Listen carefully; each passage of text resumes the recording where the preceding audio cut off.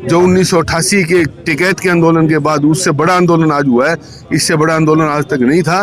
गौरव जी, सारे दर्शकों ने, मैं दीप सिंह, आप सबका स्वागत हमारे यूट्यूब चैनल है बोल गाबरू बोल। नाम देसी है वह काम देसी है, अपनी बोली देसी।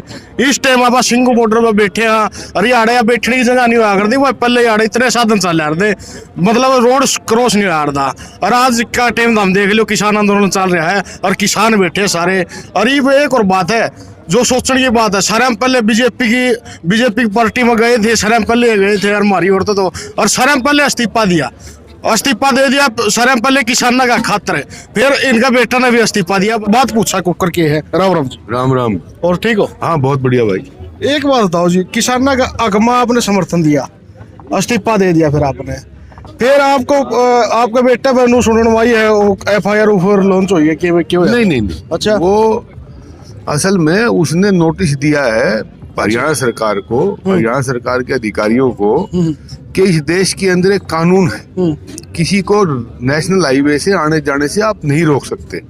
आपने रोक करके अपने आप ही कानून की उल्लंघना की है, आपने सड़कें खोदी है, आपने पानी की बुछारें की है। अच्छा। आप पर मुकदमा चलना चाहिए, आपके ऊपर हर्जाना पड़ना चाहिए, इस चीज का उसने नोटिस दिया है। अच्छा। वो नोटिस देना, 1 महीने का नोटिस दिया, उसके बाद मुकदमा दर्ज वो करवाएगा। अच्छा, तो ये एक और बात है जो कर दुष्यंत चौटाला नु क्या कर दे भाई, मैं देवीलाल का खून हूँ, आपने के बात लग गए है? दुष्यंत चौटाला कल नु बोलिया किसानों ने एक कदम पाछे उल्टा लेना चाहिए, और पहले नुको था जो किसानों का MSP की मैं आ जाएगी मैं इस्तीफा मारूंगा फेंक के। ये भी यह दोगली राजनीति कुकर की हो रही है जी। ये केवल किसान संगठनों को भरमाने के लिए और इनको बैकफुट पर लाने की चाल है। चौधरी देवीलाल का कद बहुत बड़ा कद था, उनके आदर्श थे, उन्होंने इस देश के किसान के लिए बहुत भलाई के काम किए जो जब तक ये संसार रहेगा भूले नहीं जाएंगे। उनको एक दायित्व बनता है परिवार वालों को कि अपने बुजुर्गों के आदर्शों के ऊपर चलते हुए उसको कायम करें। वो नहीं किया, उनके करना चाहिए था। 4 दिन पहले दुष्यंत चौटाला जी ने एक बयान दिया था कॉन्फ्रेंस करके, मतलब 40 घंटे में किसानों की समस्या का समाधान हो जाएगा। मैं 40 घंटे में खत्म हो ली है, 4 दिन हो लिया आज, तो आपने क्या लग गया जी, समस्या समाधान रहेगा के होगा के नहीं? किसान आंदोलन की जो उचित भाव की मांग है और हर सारी चीज मांग है, ये कोई नई लड़ाई नहीं है। अगर कोई हमारे बुजुर्ग बैठे इनसे पूछ लो, ये 150-200 साल से अंग्रेजों के समय में भी ये आंदोलन चलता था कि उचित भाव मिलना चाहिए। 1907 के अंदर सरदार अजीत सिंह और सरदार किशन सिंह के नेतृत्व में इसी दिल्ली के अंदर आंदोलन चला था। 1907 में पगड़ी संभाल जट्टा लुट गया मार तेरा। तो उस समय सरदार अजीत सिंह और किसान सिंह के ऊपर बड़े बड़े अत्याचार किए गए थे। यही पंजाब था जिन्होंने 8 महीने से लंबा वो आंदोलन दिल्ली के अंदर चलाया, और वो अंग्रेज मजबूर हुए थे उस कानून को वापस लेने के लिए।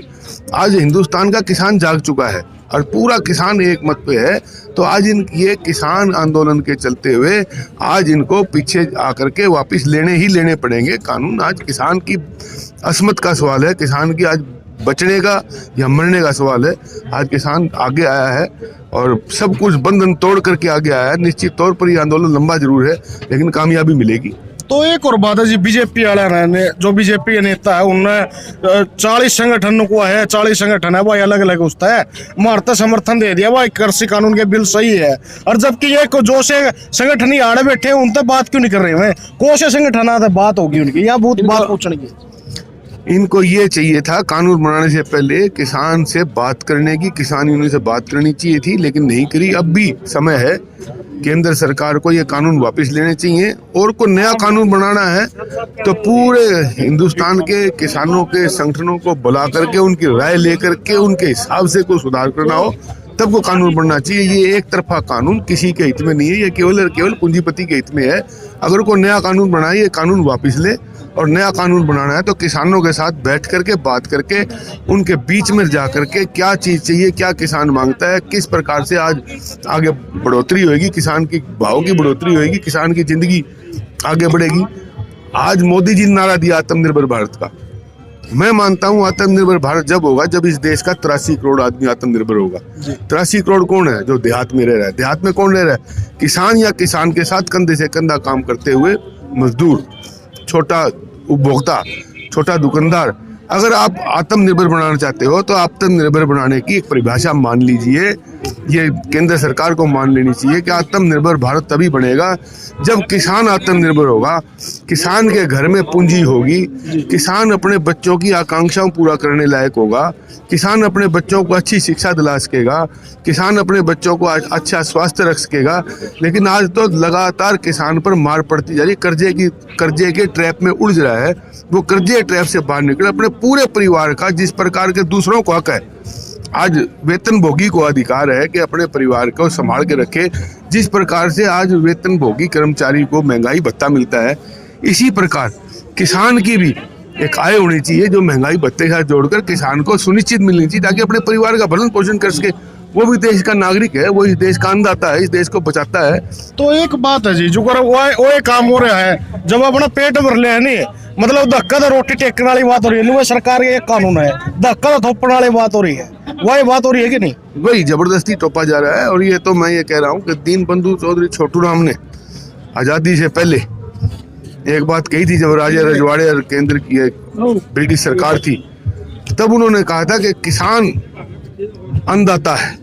लेकिन अजीब विडंबना है कि कोई नहीं सोच सकता कि किसान जो दुनिया के पेट भरता है वो खुद भूखे पेट की सोता है। आज तक नहीं सोच पाए, आज वही सिचुएशन है। तो उन्होंने कहा था किसान भोलेनाथ, किसान को मत छेड़ो। राजे रजवाड़ों सरकारों का था किसान को मत छेड़ो। अगर ये भोलेनाथ तांडव करने लगा तो कर्मचारी आंदोलन के अंदर तो आपको बैकफुट पे आना पड़ता है, लेकिन अगर किसान आंदोलन करने लगा और तांडव करने लगा, न केवल सरकार की सरकार को नेस्ताबूद करेगा, बल्कि नेताओं की रीढ़ की हड्डी तोड़ने का किसान काम करेगा। ये उस समय कही थी, ये आज हूबहू वही चीज सिचुएशन आज भी है कि इतने वर्षों के बाद भी आज किसान बेसहारा क्यों है। इसलिए आज अपने किसान आज़ादी के बाद इतना बड़ा आंदोलन, जो 1988 के टिकैत के आंदोलन के बाद उससे बड़ा आंदोलन आज हुआ है, इससे बड़ा आंदोलन आज तक नहीं था। ये आंदोलन किसान और किसानी को बचाने के लिए, मजदूर को बचाने के लिए, अपने आत्म सम्मान के लिए, अपने आप को बचाने के लिए आज ये हो रहा है। इसको पूरा समर्थन है। और पूरी आज हमारे आपके माध्यम से मेरी पूरी जनता से अपील भी है कि इसके अंदर अपने अपने तौर पर किसान के समर्थन में उठ खड़े हो। तो एक आखिरी सवाल जी, आपने क्या लग गए जो ये दुष्यंत चौटाला है, कुर्सी का चेपेर होगा कि इस्तीफा देगा कि नहीं? यू रोज नुकरे दे वो इस्तीफा दे दूंगा, किसान के लिए किमें भी होगा, किसान डंडे भी लाग लिए, यू नुको देवलाली कड़ में डंडे लागे, वो देवलाली कड़ भी छत लीजिए, ये कुकर इस्तीफा देगा, ये नु बताओ। भाई मैं तो अपनी बता सकूं हूँ। मैं जब घर में पैदा हुआ तो मेरे पिताजी किसान के लिए संघर्ष करते रहे, 7 बार एमएलए बने, सदा किसान संघर्ष किया। 10 साल मुझे मौका मिला जनता ने एमएलए बनाने का, मैंने भी किसान के लिए बात करी है। तो मेरा दायित्व मैं समझ के मैं तो इस्तीफा देगा, वो दायित्व समझेंगे देंगे, उसके बारे में मैं क्या बता सकता हूँ। ठीक, धन्यवाद। ठीक है।